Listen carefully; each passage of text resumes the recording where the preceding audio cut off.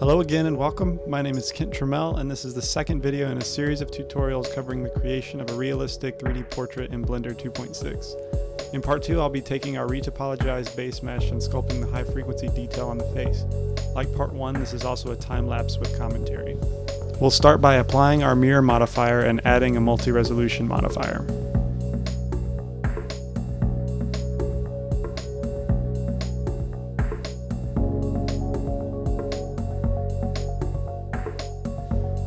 The first thing to do is add back the detail we lost in the retopology, like the butt chin for example. Details are muddied and crisp features blurred after the retopo. This is the nature of the workflow, so again don't worry about adding so much detail in the foundational sculpt because it likely will not be preserved when retopologized. Big features and shapes are what's important initially. But now for the second sculpting session we're free to add as much detail as our machine and or Blender can handle.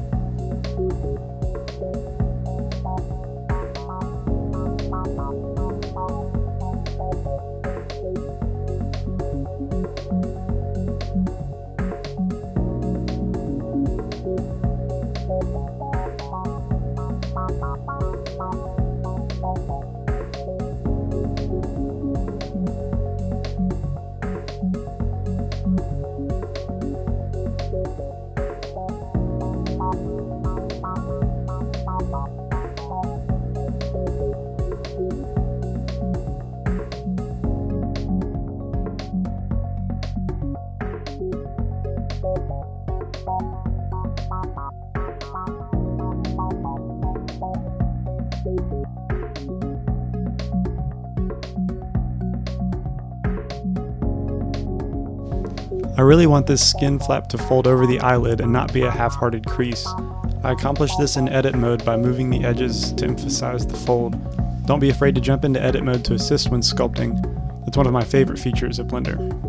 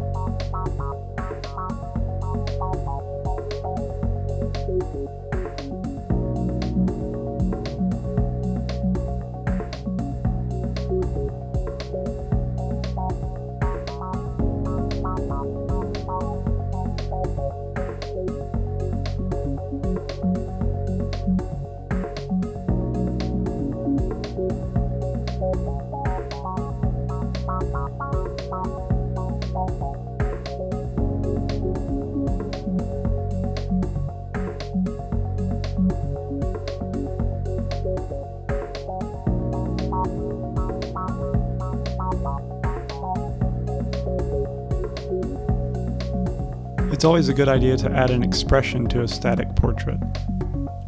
To mimic my reference, I'm using the proportional editing feature to massage the lips into position.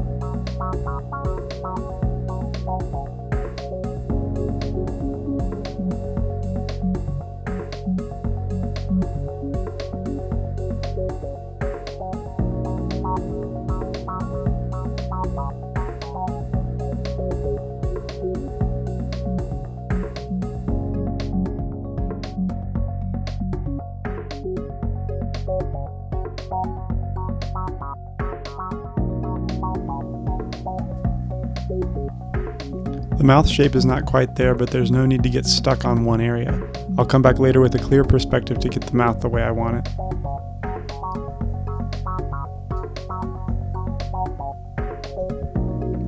Offset eyes is another easy way to add a little life into a static portrait.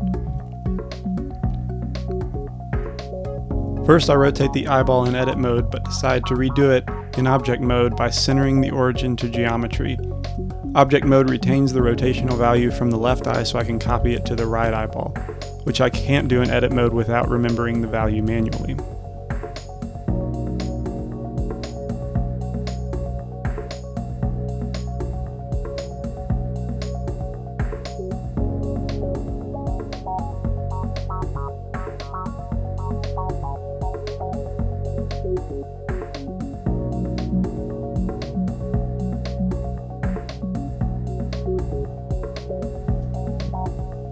Notice that I'm still maintaining symmetry in the sculpt. It's so much more efficient to only address one half of the head for as long as possible. Of course, this does depend on the expression and how symmetrical it is.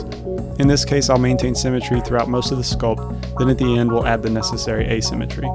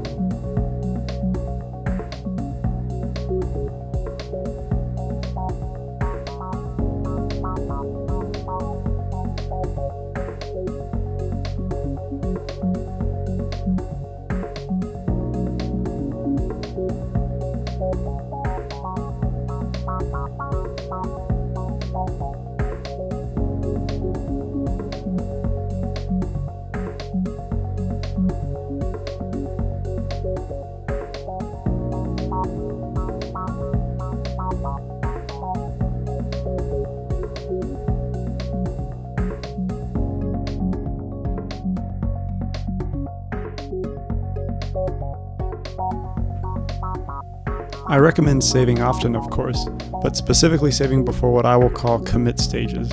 In my head, I tend to break up the sculpt into separate stages of detail: base detail, mid detail, wrinkle detail, and finally pore detail. The base detail stage is re-adding the detail lost from the retopology. The mid detail stage is strengthening facial features. The wrinkle detail is what it sounds like, adding wrinkles and creases. And the pore detail is the highest level of detail, mainly achieved with texture alphas. I encourage you to save before each commit stage so it's easy to scrap changes you don't like and start over from the latest save.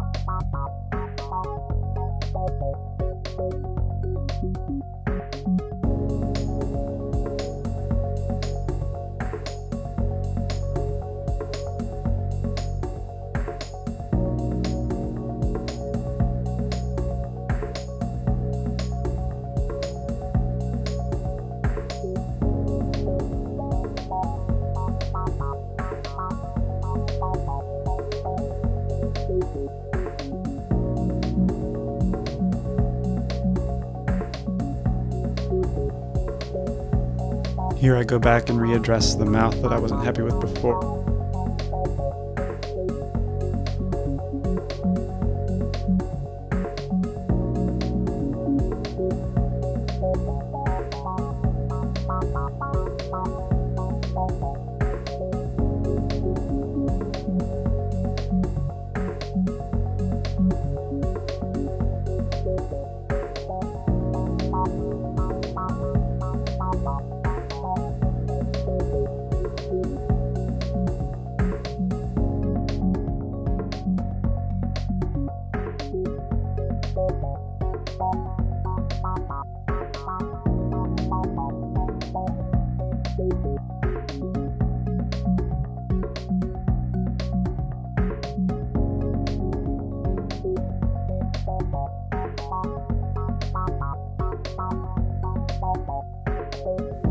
Towards the end of the wrinkle commit stage, I'll take this opportunity to add a little unevenness to the overall skin surface. I simply add a new texture by clicking the plus button in the Sculpt Tools panel, and by default this will create a simple noise texture. With a very subtle strength and the anchored stroke method enabled, I begin to click and drag noise over the entire surface. Though this effect is very subtle, I believe it creates a realistically uneven canvas for the following pore detail.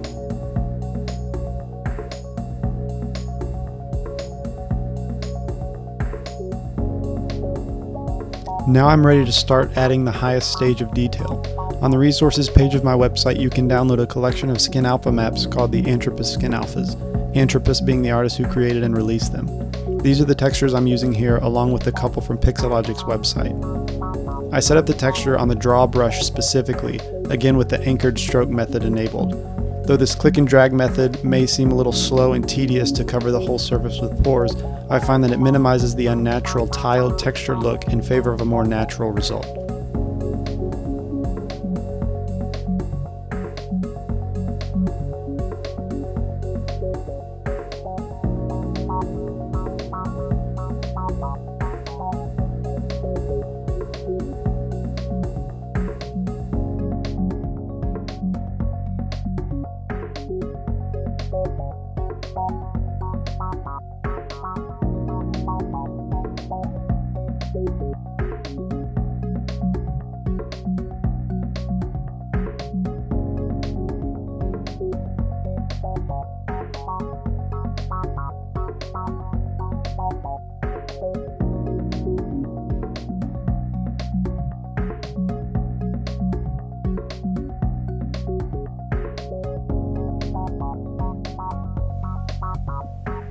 The Antropus collection has a few fantastic wrinkle and crackling textures that are great for adding contrast to creases, and also frequently used areas of the face like the lower eyelid. Because these areas are, for the eyelid for example, we blink a lot every single day, the skin gets worn out and cracked. Also the laugh line has some wear, and the neck wrinkles also get a little more wear and tear than, for example, the cheeks.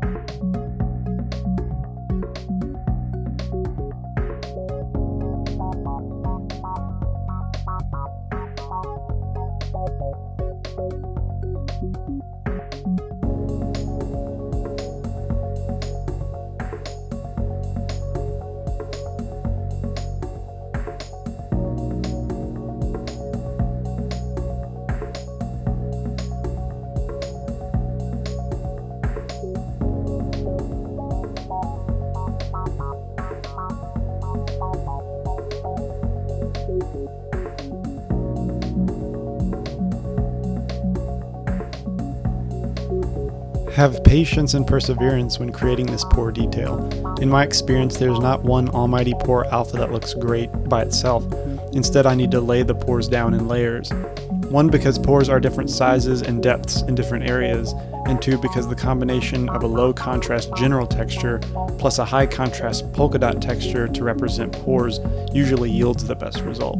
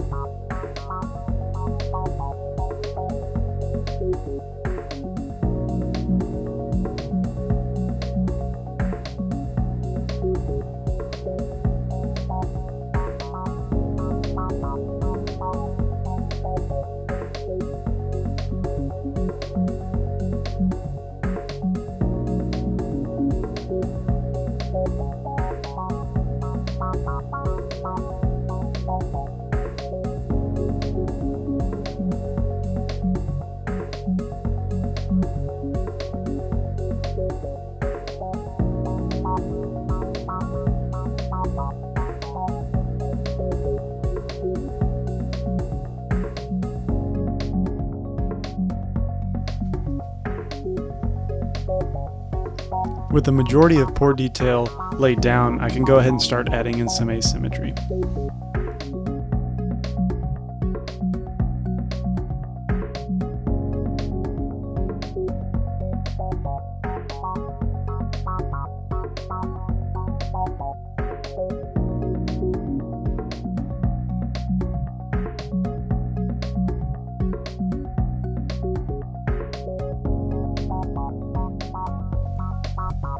At 2.5 million polys, Blender handles it pretty well.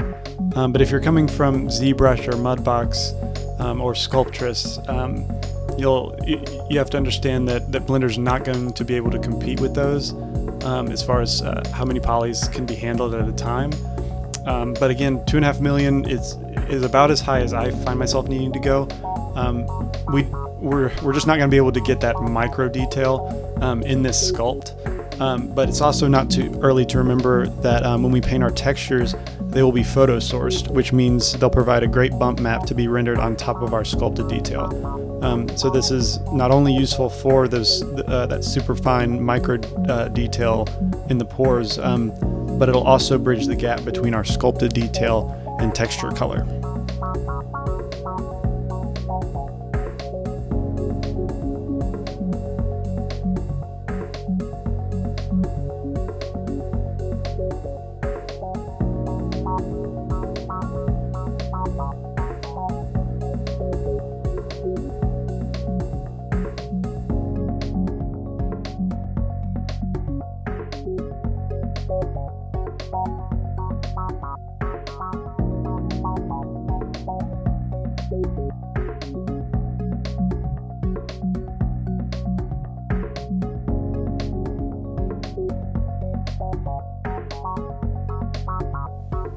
You may be thinking that our individual is starting to look like a very old man with all this detail and crackling in the skin and wrinkles and creases. But in my personal opinion, it might just be my preference, but I also believe that the more detail, the better. You can't really, well, I guess you could, but it's harder to go too much detail. It's much easier to leave out a lot of detail. But keep in mind that when we set up the subsurface scatter shader, a lot of this detail is going to be minimized at best. So the more detail you have, the more play that you'll have in the subsurface shading, and the more realistic it will end up looking. Plus, when you add the hair, the facial hair, he's not going to have white facial hair. He's going to have darker facial hair. So all of that combined and the skin tones will all help to bring him to that late 40s, 50s age level. So yeah, don't be afraid to add a lot of detail here, and don't be afraid if he looks really old, because he won't end up looking old in the end, unless of course you want him to. Actually, if you do want him to look old, I would encourage you to deepen the creases and push the details to the extreme, push your wrinkles to the extreme, because that's just what happens to our skin over time.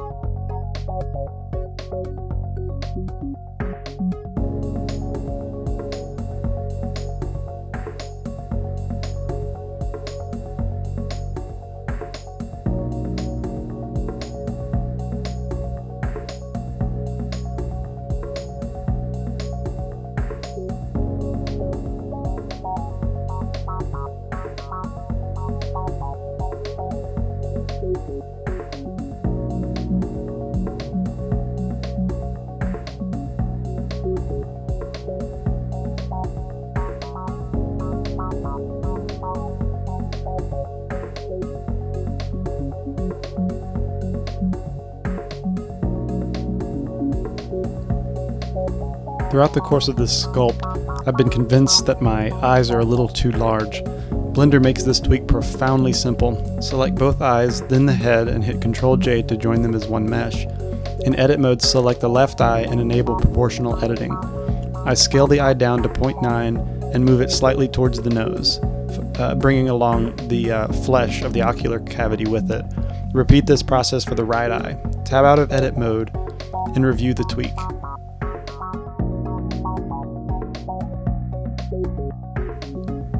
When satisfied, select your eyeball meshes in edit mode and separate them. Delete the multi-res modifier from the eyeball mesh and delete the acquired materials from the head mesh.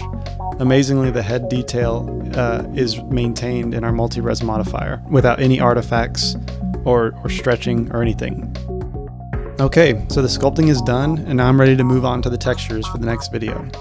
Thank you for watching.